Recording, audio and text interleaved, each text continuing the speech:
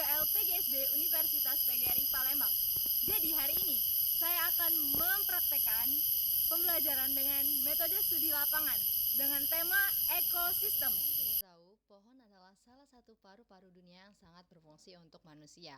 Kenapa? Karena pohon menghasilkan oksigen dan nantinya oksigen tersebut akan dihirup oleh manusia. Kemudian manusia mengeluarkan karbon dioksida dan pohon akan mengambil sebagian besar karbon dioksida tersebut dan mengeluarkan oksigen kembali untuk melakukan fotosintesis. Jadi, itu adalah contoh dari ekosistem. Nah, jadi dapat kita simpulkan bahwa ekosistem adalah interaksi atau hubungan timbal balik antara makhluk hidup dengan lingkungannya.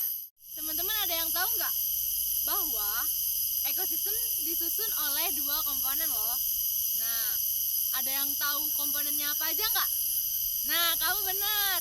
Jadi komponen ekosistem ada dua. Yang pertama abiotik, kemudian biotik.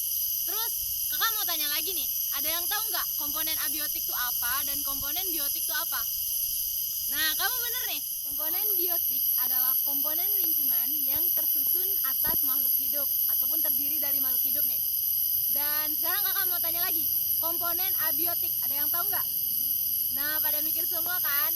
Jadi komponen abiotik adalah kondisi fisik dan kimia di sekitar organisme.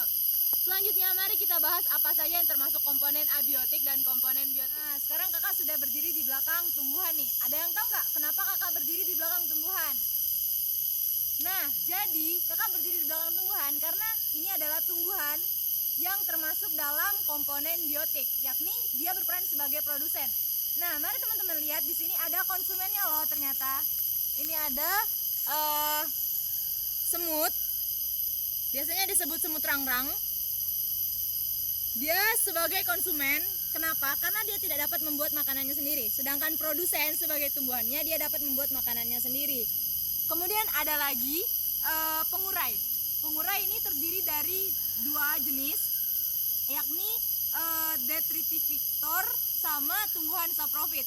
Yang termasuk detritivore yakni cacing. Terus ada lagi apapun itu yang menguraikan, misalnya nih ada hewan ataupun tumbuhan yang sudah mati, terus dimakan dan diuraikan melalui si cacing tersebut. Kemudian ada lagi tumbuhan saprofit seperti lumut.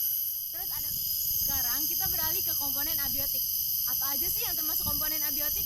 Yang pertama yang pastinya adalah cahaya matahari yang sedang menyinari saya. Yang kedua ada udara yang sedang kita hirup seperti CO2, O2. Nah, kemudian ada tanah seperti tempat kita berpijak sekarang. Kemudian yang keempat ada air seperti di belakang saya, ada air. Kemudian yang kelima ada suhu serta zat kimia. Oke, sekarang kita lanjut ke pembahasan selanjutnya. Tipe-tipe ekosistem. Jadi di sini adik-adik ataupun teman-teman ada yang tahu nggak apa itu tipe-tipe ekosistem dan ada berapa itu tipe ekosistem? Nggak ada yang tahu ternyata. Jadi sekarang kakak jelaskan bahwa tipe-tipe ekosistem terdiri dari 3 macam, yakni ekosistem darat atau biasanya yang dipengaruhi atau yang difaktori dengan daratan, seperti ini hutan. Kemudian ada padang pasir, ada savana. Kemudian yang kedua ada ekosistem air, seperti yang ada di belakang sini. Ekosistem air itu tuh biasanya yang berhubungan dengan air, seperti air sungai, air laut. Terus ada lagi seperti ini air kolong, biasanya disebut di sini air kolong. Kemudian untuk yang ketiga ada ekosistem buatan. Itu tuh biasanya dibuat oleh manusia agar ada hewan ataupun tumbuhan yang tumbuh di sana, seperti kebun, kemudian irigasi sawah dan lain-lainnya. Nah, jadi sekarang kan udah kakak jelasin tuh dari tadi panjang lebar tentang ekosistem. Jadi di antara adik-adik ada yang mau nanya nggak nih? Ya, kamu pertanyaannya apa? Oke, jadi pertanyaan dari si adik tersebut adalah kalau misalnya di ekosistem air ataupun ekosistem akuatik, siapa sih produsennya, siapa sih konsumennya? Oke, kita lanjut ke air. Nah, sekarang saya sudah berada di pinggiran ekosistem air. Di sini dapat kita lihat bahwa di sini ada produsennya tetap tumbuhan, karena tumbuhan itu mampu menghasilkan makanan untuk ikan-ikan kecil. Kemudian siapa sih konsumennya? Ya seperti yang saya sebutkan tadi bahwa konsumennya adalah ikan, kemudian ada makhluk-makhluk laut, begitu kan? Kemudian pengurainya tetap sama, bakteri juga, sama biasanya ditumbuhin tumbuhan lumut-lumut di pinggir-pinggiran pembatasan ini. Kemudian bisa lihat, teman-teman lihat tuh ada ikan yang sedang makan di sana, banyak banget. Kemudian di sana juga ada banyak sekali tumbuhan-tumbuhan yang berperan sebagai produsen. Sekarang kita lanjut ke pembahasan satuan organisasi di dalam ekosistem. Baik, di sini satuan organisasi dalam ekosistem terdiri dari banyak banget loh. Yang pertama ada individu atau individual. Kemudian ada populasi. Kemudian ada komunitas. Selanjutnya ada ekosistem.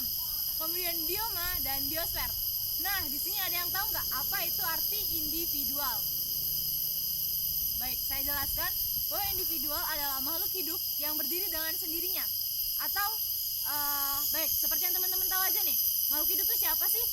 Nah, benar, kita gitu kan, tumbuhan, hewan yang bisa bernafas, bisa bergerak, bisa makan, minum, bertumbuh, berkembang lah. Dan kedua adalah populasi. Populasi yakni sekelompok individu dalam satu, misalnya nih dalam satu ekosistem air, di sini kan ada ikan nih. Nah, ikannya tuh bergerombol-gerombol gitu loh dalam satu kelompok. Nah, itu namanya populasi. Berarti dia namanya populasi ikan nila. Kemudian misalnya ada lagi satu laginya populasi ikan lele dalam satu ekosistem air begitu. Kemudian selanjutnya adalah ekosistem. Ekosistem adalah tatanan secara utuh yang meliputi lingkungan hidup dan unsurnya yang saling mempengaruhi. Seperti yang sudah saya bilangin tadi, ada ekosistem air, ekosistem darat, kemudian ada ekosistem buatan. Kemudian yang selanjutnya ada bioma, adalah sekumpulan atau sekelompok ekosistem daratan yang ada di dunia. Terakhir ada biosfer. Biosfer adalah seluruh kumpulan dari ekosistem-ekosistem yang ada di bumi ini. Nah, sudah selesai nih pembelajaran kita hari ini. Jadi apa yang dapat teman-teman simpulkan dari pembelajaran kita hari ini? Saya tugaskan untuk teman-teman membuat sebuah analisis tentang pembelajaran kita hari ini dan bagaimana pembelajarannya hari ini. Apakah menyenangkan? Baik, sangat menyenangkan. Nah, dapat kita tarik kesimpulan dari pembelajaran hari ini bahwa ekosistem itu tuh ada di sekitar kita. Yakni ini adalah sebuah taman ataupun hutan yang berada di sekitar lingkungan perumahan juga. Jadi ekosistem, saya tegaskan kembali bahwa ekosistem adalah interaksi atau hubungan timbal balik antara makhluk hidup dengan lingkungannya. Nah, di sini kita juga harus menjaga ekosistem, seperti kita jangan buang sampah sembarangan.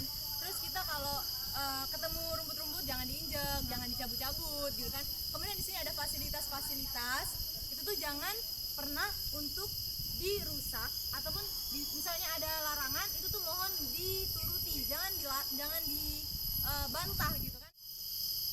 Karena aturan itu tuh dibuat untuk ditaati, bukan untuk dilanggar. Oke, stay safe teman-teman. Semoga corona cepat berlalu dan kita cepat tatap muka kembali. Terima kasih.